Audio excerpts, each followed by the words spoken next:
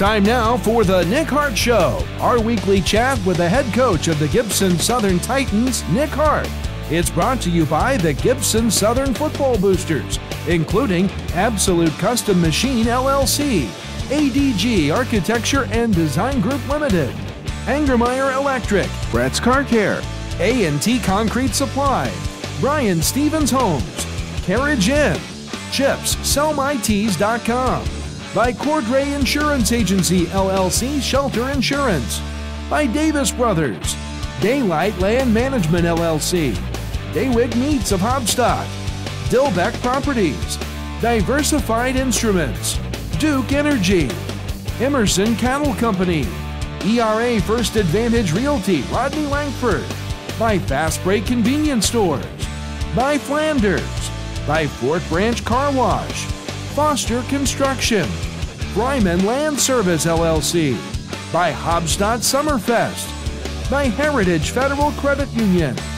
Heritage Petroleum, Hillside Gardens Landscaping and Garden Center, HMC Gears, in memory of Darwin and Eric Callis, by Indiana Farm Bureau Insurance Nathan Belote, by Jarbo Tax Service, JMCO Technologies, Johnson Commercial Mowing Incorporated, K&K Excavating Incorporated, Casey Fuquay, State Farm Agent, Kathy Solman Photography, Key Construction Company Incorporated, Kiesel Wagner Survey LLC, by Lively Machine Company, Lowry Ag, by Mytech Systems, Morton Solar LLC, by National Vet Help, by Ohio Valley Grain Inspection Incorporated, also by Parker Excavating, Perfect Climate Heating, Air and Plumbing, by Pole Concrete Construction, Prodigy Mold and Tool Incorporated,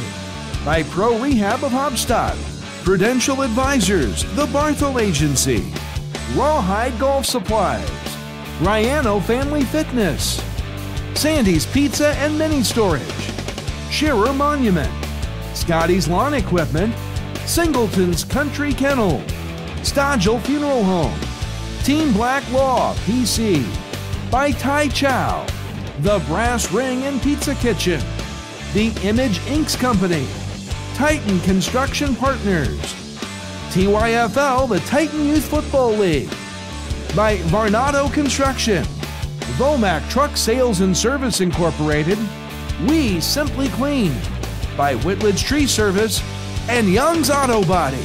The Nick Hart Show, a special production of the Wabash Valley College Radio, TV, and Digital Media Department. First, before the interview with Coach Nick Hart, a look at the statistics from last week's win against Mount Carmel. Chase Thaxton, 3 attempts, 27 yards, and a touchdown. Zach Foster, 5 attempts, 28 yards. Gunnar Alexander, 3 attempts, 39 yards, 1 touchdown. Eli Foster, 6 attempts, 34 yards, an average of 5.7 per carry. Caden Rochelo, 3 attempts, 11 yards, total 20 attempts, 139 yards, 2 rushing touchdowns for the Gibson Southern Titans. Passing-wise, Zach Foster, 13 for 16, 143 yards along of 44, 3 touchdowns, and a passer rating of 143.5. Receiving, Maddox Potts, 5 receptions, 69 yards, 2 touchdowns for him. Seth Parsons, 2 receptions, 10 yards, and a long of 8. Grant Stinson, 4 receptions, 48 yards, 12 per carry, and a 1 touchdown for him. Ian Mikrand, 1 reception, 15 yards. We look at kickoff returns. Colin Shear on that first play of the game, an explosive 78-yard touchdown return, and defensively, Cale Campbell with an 8-yard sack. Now to the interview with Coach Nick Hart. Hello, everybody. Welcome back to the Coach Nick Hart Show, Week 3, just in front of us. Coach, getting right into it, you said in both Week 1 and in Week 2 that the biggest improvement should be between those 2 weeks. How happy are you with the progress made between Danville and Mount Carmel?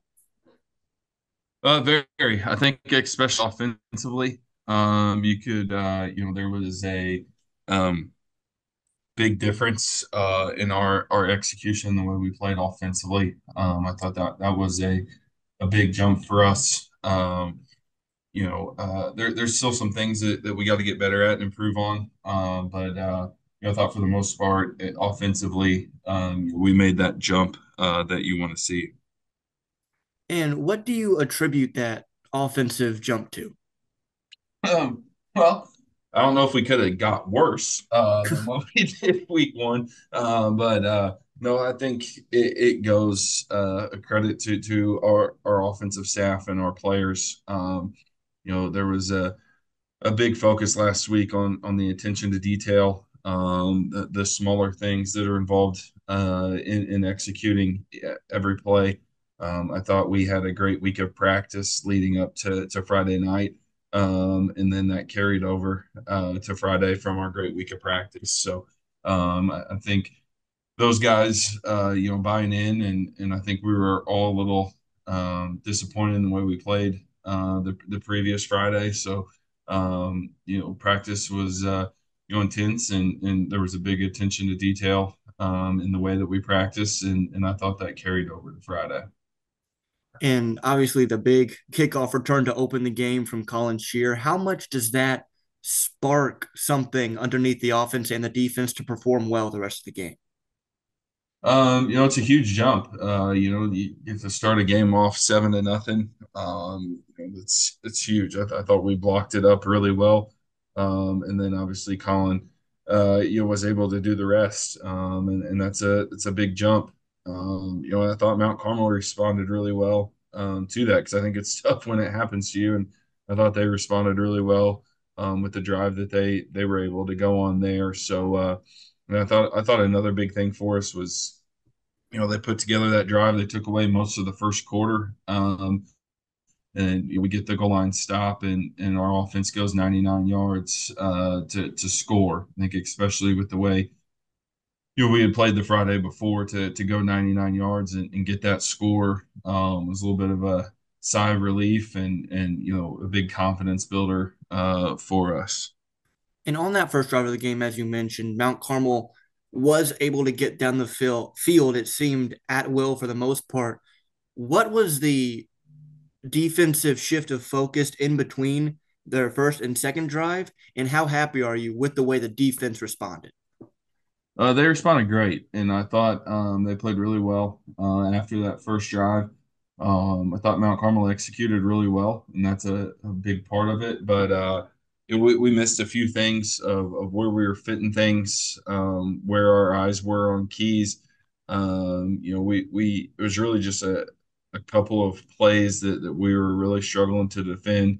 It was a lot us and where we were fitting everything. Again, I thought Mount Carmel executed really well. We didn't really know what we were going to see out of them, with their new offense, with it being the first game. And I thought our defensive staff did a great job. We didn't make any adjustments scheme-wise, but just making sure our guys were fitting in the correct places as the game went on.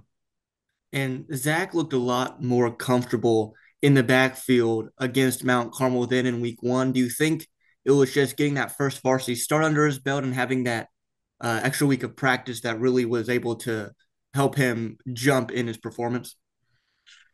I think that helped a little bit. I think we protected a lot better. We ran better routes. I thought we played a lot better around him, and that makes the job of a quarterback a lot easier. I think that piece I think was a bigger factor than him getting a start under his belt. Is just the way that we played around him and executed around him.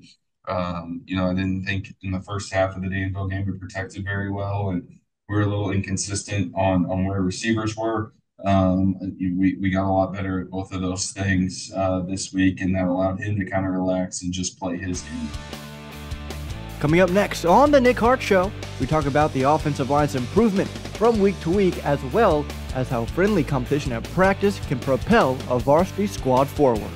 You're listening to the Nick Hart Show, brought to you by Heritage Federal Credit Union, Heritage Petroleum, Hillside Gardens Landscaping and Garden Center, HMC Gears, in memory of Darwin and Eric Callis, by Indiana Farm Bureau Insurance, Nathan Belote, by Jarbo Tax Service, JMCO Technologies, Johnson Commercial Mowing Incorporated, K&K Excavating Incorporated, Casey Fuquay, State Farm Agent, Kathy Solman Photography, Key Construction Company Incorporated, Kiesel Wagner Survey LLC, by Lively Machine Company, Lowry Ag, by Mytech Systems, Morton Solar LLC, by National Vet Help, by Ohio Valley Grain Inspection Incorporated, Parker Excavating, and by Perfect Climate Heating, Air, and Plumbing. And speaking of that protection, the offensive line, as you mentioned, seemed to play a lot better in this week too. How important is that for the success of the entire offense? I mean, it's everything. And I think, adding on to that, I thought our receivers blocked really well on the perimeter, and I think that's where we really struggled against Danville. So I think those guys blocking on the perimeter, that kind of made some of those runs become bigger runs as we're going through the game. They helped pop us. Gunner's big touchdown run. Grant Simpson had a great block as Gunner kind of got through. That was able to get him loose for a touchdown. So yes, I thought we played very well up front. I thought our receivers blocked really well. It was just a great jump in both of those things from the week before. And Ian Micran's got some snaps this week and that he didn't get in week one. Is he going to be a more regular fixture in the offense at slot receiver? We'll see. I think Ian played well. And he was kind of one of those guys that we brought in for some competition because we weren't happy with the way we played week one. So, he's in that mix. We'll continue to kind of let those guys compete in practice and sort it out as we get towards Friday nights. But, I think that's one thing we always try and do is create competition, and whoever's playing the best is going to be out there on Fridays. So, he's certainly got that opportunity, but so do a bunch of other guys. So, that's kind of up to them on how they're going to let that shake out. How important is that competition, that friendly competition in practice to push the starters forward? I think it's huge. I think, in a perfect world, I don't think this is always, I don't care if you're in the NFL or you're coaching 3A football, you're always going to have guys that are a lot better than their backup. But I think the more we can have where guys don't feel comfortable and there's that constant competition, I think that pushes you every day, to become a better football player. And that's something that, we certainly strive for, to get that as many positions as we possibly can. And at the end of last week's game, a lot of the backups did get to play. Did you see anything in those couple of short drives that kind of impressed you? Yeah, I thought all those guys kind of came in. We had some mistakes. We blew a coverage, and we turned the ball over. But if you take those two plays out, I thought those guys came in and did a really good job of executing on both sides of the ball, which is what you want to see. And with pack action getting underway this week with Princeton, you haven't lost a pack big school regular season game since the split with big school and small school. How do you make sure that stays as it is? I think that's something that's kind of a cool stat about our program. Something that we're proud of, but it's not something that we ever talk about or think about.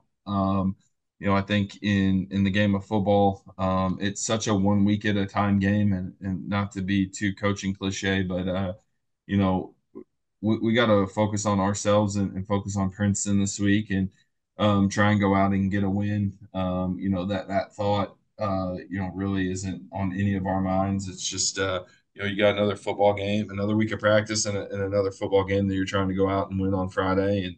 And that's kind of the way that we approach things here. Next on the Nick Hart Show, how film can make it easier to prepare for an opponent and the game plan for this week's matchup against the Princeton Tigers.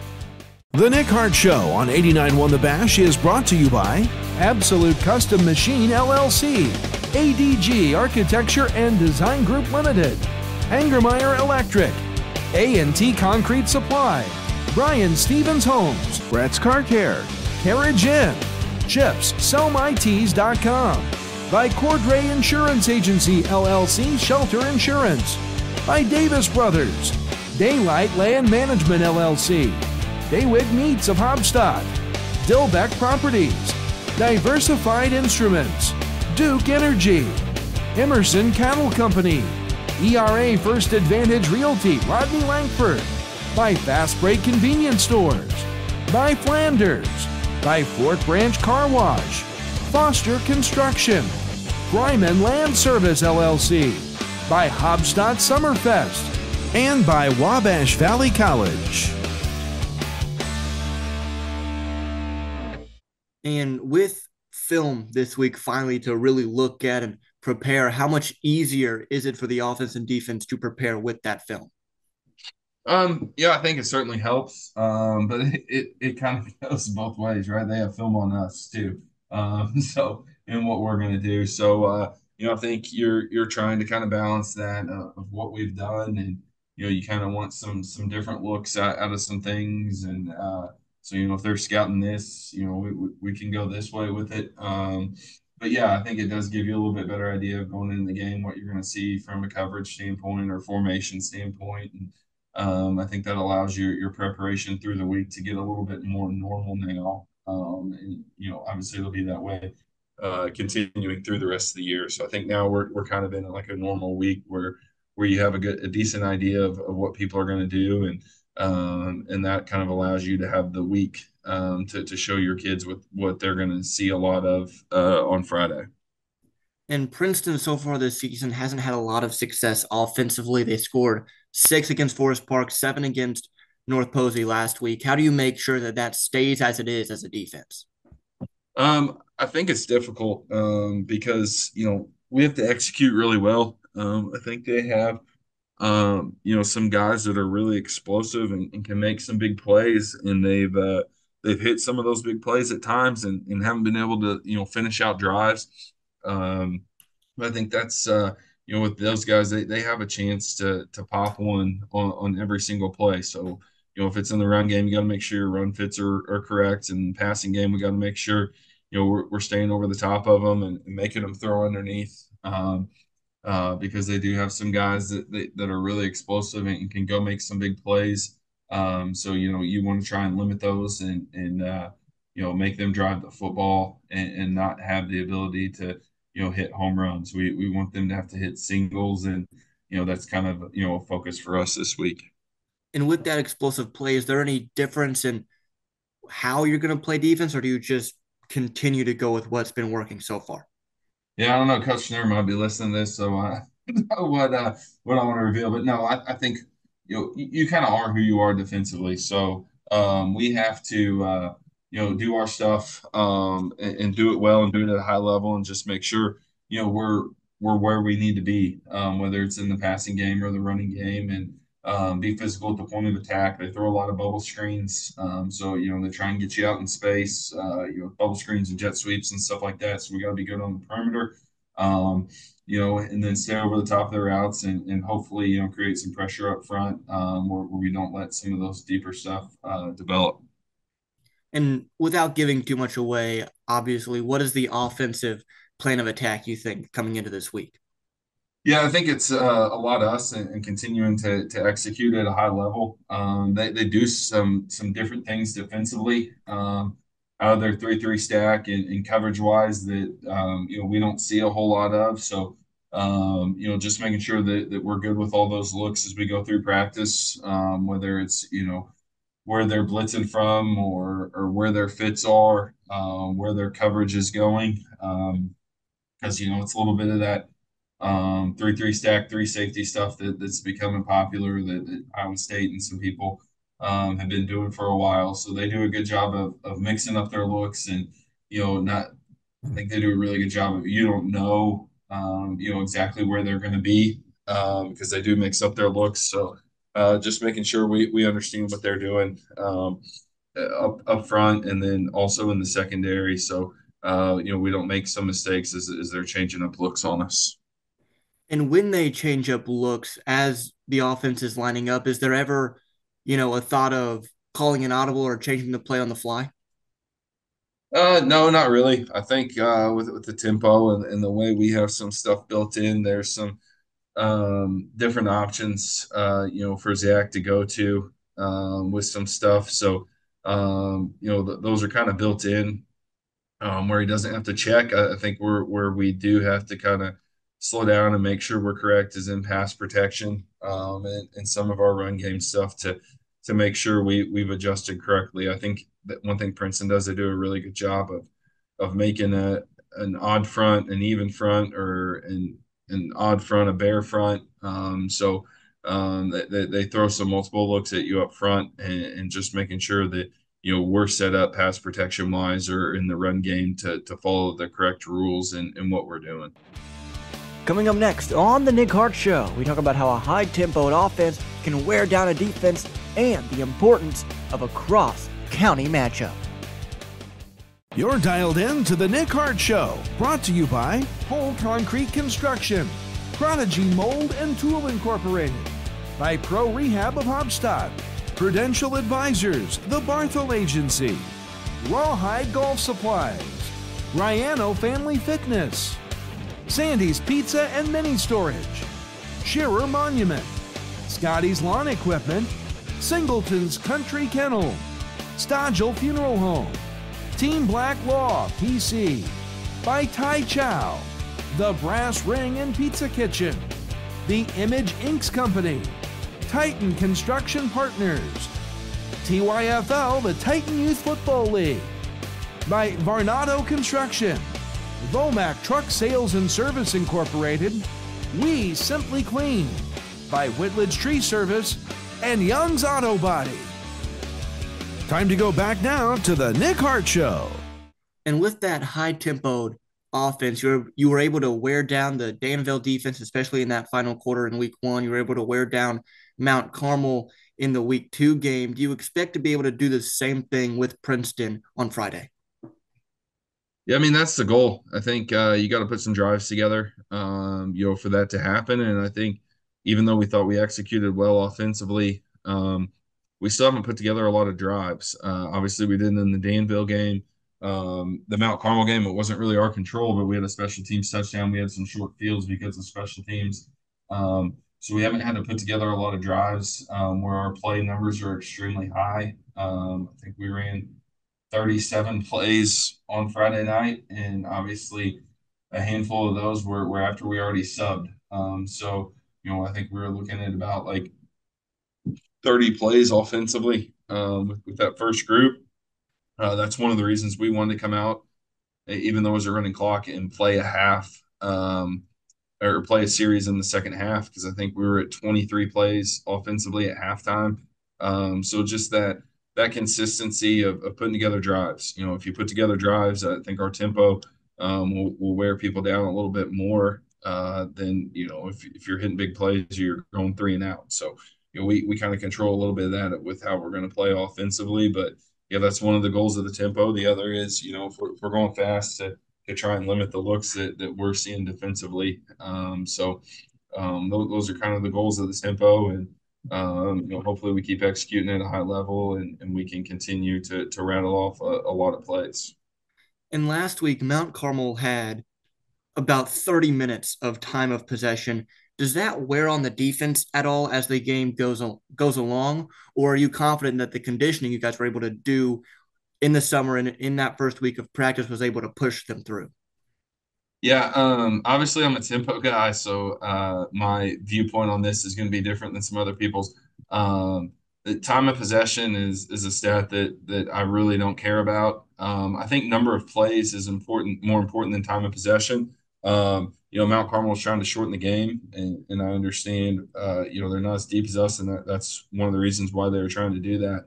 I don't think time of possession matters. If they take 40 seconds in between each play, our defenses, I mean, they're out there, but they're not being active. We're just kind of sitting around waiting for the offense to get lined up and go.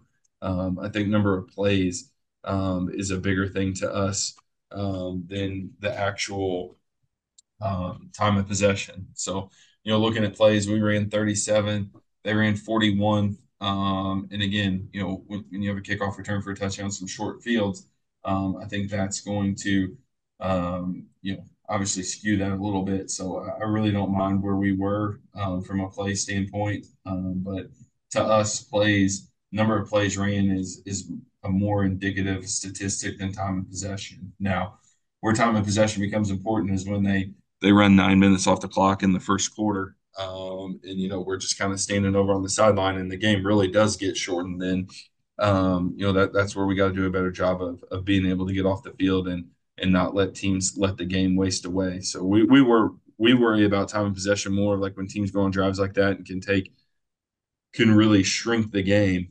more so than how long our defense is on the field. And looking at the statistics from last week, is there anything that really jumps out at you as a success or something you guys need to work on? Yeah, I think, two of the things that we look and spend a lot of time on is third down efficiency and red zone efficiency.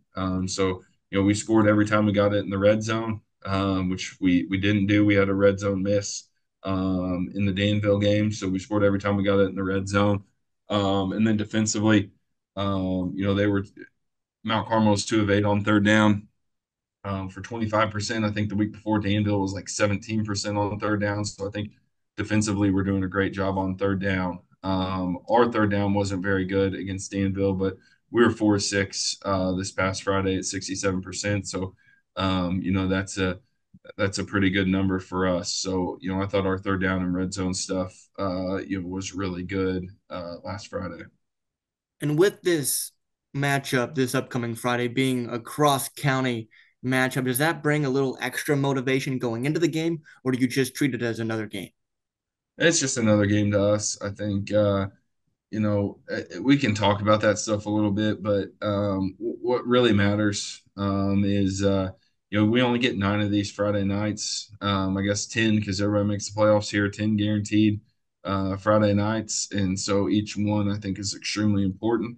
It's kind of hard to believe. It feels like we just got started, but you're a third of the way. After Friday, you're going to be a third of the way through the regular season. So it goes fast, and it's just another opportunity for us to play. And I think you can talk about that stuff, but it really matters who's going to prepare better this week in practice. And then, when the ball's kicked, it doesn't matter the distance between the schools. It's who's executing and playing better. So, we try and focus on that and how we're going to prepare and get better throughout the week. Well, Coach, thank you so much for your time this week, and good luck this Friday. All right, thank you. Thanks for listening to the Nick Hart Show, our weekly chat with the head coach of the Gibson Southern Titans, Nick Hart. It's brought to you by the Gibson Southern Football Boosters, including Absolute Custom Machine LLC, ADG Architecture and Design Group Limited, Angermeyer Electric, A&T Concrete Supply, Brian Stevens Homes, Brett's Car Care, Carriage Inn, ChipsSellMyTees.com, by Cordray Insurance Agency LLC Shelter Insurance, by Davis Brothers, Daylight Land Management LLC, Daywig Meats of Hobstock, Dilbeck Properties, Diversified Instruments, Duke Energy, Emerson Cattle Company, ERA First Advantage Realty Rodney Langford, by Fast Break Convenience Stores, by Flanders, by Fort Branch Car Wash, Foster Construction, Bryman Land Service LLC, by Hobstadt Summerfest, by Heritage Federal Credit Union, Heritage Petroleum, Hillside Gardens Landscaping and Garden Center, HMC Gears, in memory of Darwin and Eric Callis, by Indiana Farm Bureau Insurance Nathan Belote, by Jarbo Tax Service, JMCO Technologies, Johnson Commercial Mowing Incorporated, K&K Excavating Incorporated, Casey Fuquay, State Farm Agent, Kathy Solman Photography, Key Construction Company Incorporated, Kiesel Wagner Survey LLC, by Lively Machine Company, Lowry Ag, by MyTech Systems, Morton Solar LLC, by National Vet Health, by Ohio Valley Grain Inspection Incorporated, also by Parker Excavating, Perfect Climate Heating, Air, and Plumbing, by Pole Concrete Construction, Prodigy Mold and Tool Incorporated, by Pro Rehab of Hobstadt, Prudential Advisors, The Barthel Agency, Rawhide Golf Supplies, Riano Family Fitness, Sandy's Pizza and Mini Storage, Shearer Monument, Scotty's Lawn Equipment, Singleton's Country Kennel, Stodgel Funeral Home, Team Black Law PC, by Tai Chow, The Brass Ring and Pizza Kitchen, The Image Inks Company, Titan Construction Partners, TYFL, the Titan Youth Football League, by Varnado Construction, Vomac Truck Sales and Service Incorporated, We Simply Clean, by Whitledge Tree Service, and Young's Auto Body. The Nick Hart Show, a special production of the Wabash Valley College Radio, TV, and Digital Media Department.